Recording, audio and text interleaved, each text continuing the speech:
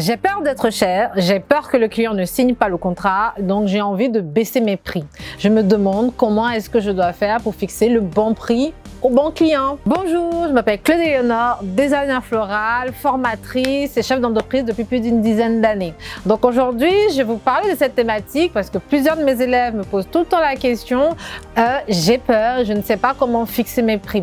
Elles ont toujours envie de vouloir baisser les prix parce qu'elles ont l'impression que si on baisse le prix, le client signe. Je vous confirme que c'est faux, c'est une belle erreur. Donc je vais déjà vous présenter la principale conséquence de cette pensée qui n'est pas bonne.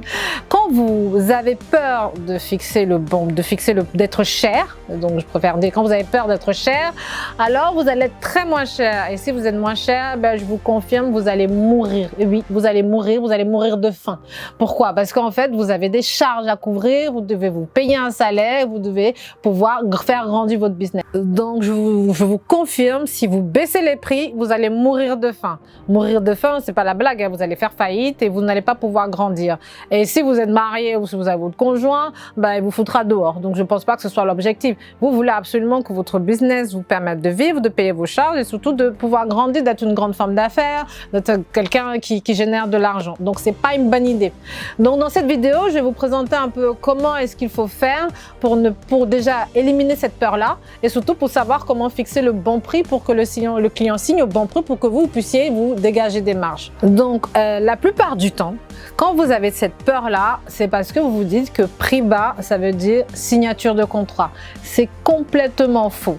Le client ne signe pas parce que vous avez un prix bas. Le client, il signe parce que vous le rassurez, vous lui apportez votre expertise, vous lui proposez un projet, un produit qui lui convient. Je prends l'exemple par exemple dans la décoration florale. Si vous proposez une décoration florale très basse, en général, ça veut dire que vous faites du bas de gamme. À votre avis, pour un mariage, est-ce que quelqu'un a besoin d'un bas de gamme? Non.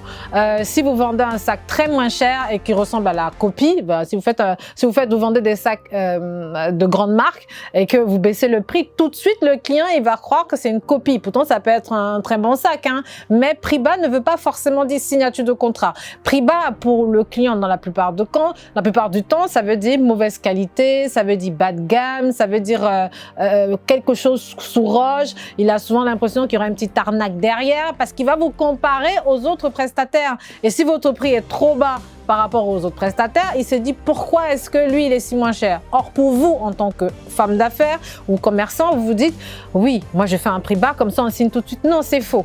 Le client signe pour la qualité, donc le client ne signe pas pour le prix. Donc ça c'est la principale erreur d'un entrepreneur, d'une femme d'affaires par rapport à cette idée. Le prix bas ne veut pas dire signature de contrat. Prix bas veut dire suspicion, d'accord? Mais maintenant vous vous demandez sûrement que faut-il faire pour ne plus avoir cette peur-là?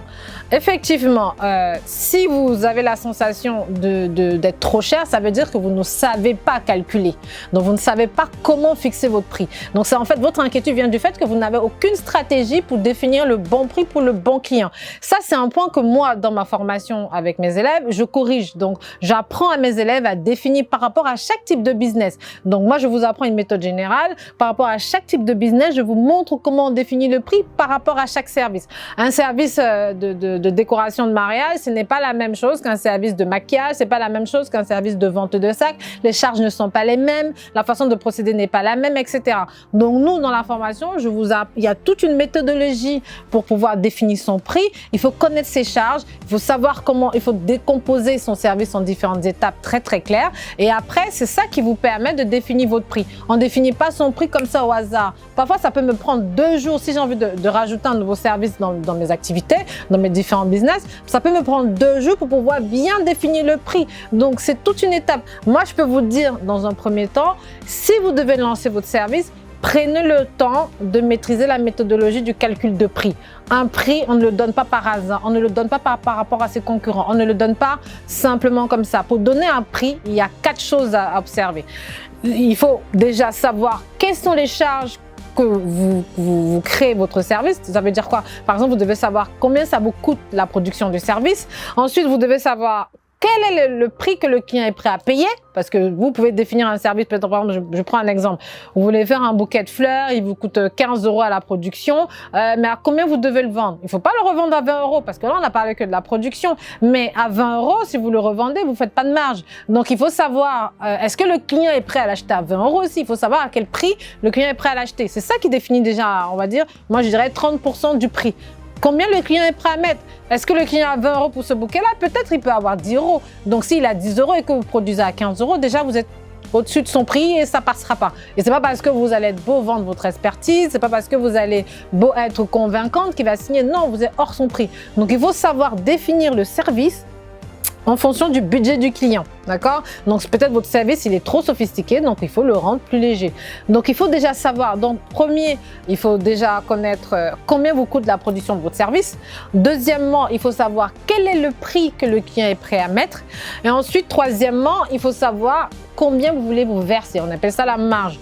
Ça ne sert à rien de lancer sur le marché un service qui ne vous permet pas de vous nourrir. Le but dans un business, c'est de lancer un service qui va vous nourrir, vous, payer vos charges, mais surtout satisfaire le client et que ce soit un produit qui est vendable. Donc, si vous respectez ces 3 points-là, en respectant la méthodologie des calculs des prix, il n'y a aucune raison que vos clients ne se vendent pas. Donc, si vous avez des problèmes pour savoir comment définir des prix, formez-vous. Ne vous dites pas que c'est au hasard. Ce n'est pas au hasard. Pour définir un prix, il y a toute une méthodologie à respecter. Vous trouverez ça même sur le web, dans le marketing, mais il y a toute une méthodologie. Donc voilà. Donc j'espère que dans cette capsule, je vous ai apporté quelque chose. Donc n'hésitez pas à liker si vous pensez que ça vous a plu. Et n'hésitez pas à partager si vous pensez que ça peut servir quelqu'un d'autre. À bientôt.